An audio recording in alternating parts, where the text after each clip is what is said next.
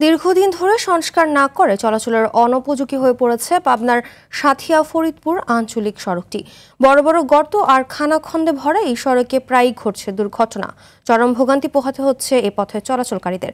জনদুর্ভোগ লাঘবে ব্যবস্থা গ্রহণের দাবি এলাকাবাসীর।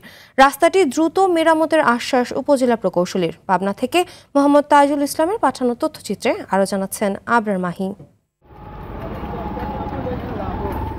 এ সড়ক দিয়ে প্রতিদিন যাতায়াত করেন সাঁথিয়া ও ফরিদপুর উপজেলার হাজারো মানুষ।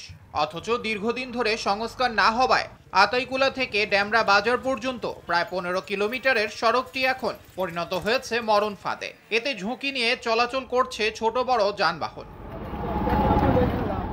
স্থানীয়দের অভিযোগ, বারবার কর্তৃপক্ষকে জানালেও কোনো কার্যকর পদক্ষেপ নেওয়া হয়নি। ভুক্তভোগীরা জানায়, খানাখন্দে ভরা এই সড়কে গাড়ি চালিয়ে প্রতিদিনই ক্ষতিগ্রস্ত হচ্ছে ভ্যান, অটোরিকশা, সিএনজি সহ সকল ধরনের যানবাহন।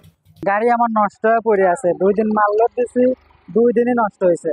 গ্যাপে পড়ে পড়ে চাকা ভাঙে ভাঙে পড়ে যায়। এই যে রাস্তা ভাঙা, এই রাস্তায় এই যে গাড়ি ঘোড়ার সমস্যা, গাড়ি নষ্ট হয়। আমরা সকাল নেই স্কুলে যা আশা করি করতে পারি না, স্কুলে যাতায়াত করতে পারি না, মানুষ গাড়ি ঘোড়ায় যেতে পারে না। আমরা কর্তৃপক্ষের কাছে চাচ্ছি যে অতি দ্রুত এই রাস্তা মেরামত করে সবার পথ চলার একটা সুযোগ করে দিই। এ বিষয়ে প্রকল্প হাতে নেওয়া হয়েছে এবং রাস্তাটি অতি দ্রুত মেরামতের কথা জানান এ কর্মকর্তা।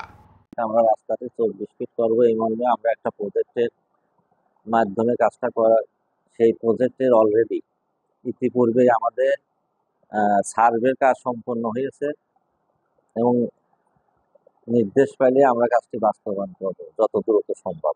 সড়কটি দ্রুত সংস্কার করা না হলে যোগাযোগ ব্যবস্থা পুরোপুরি ভেঙে পড়বে বলে আশঙ্কা সচেতন মহলের। আবরার মাহি, RTV।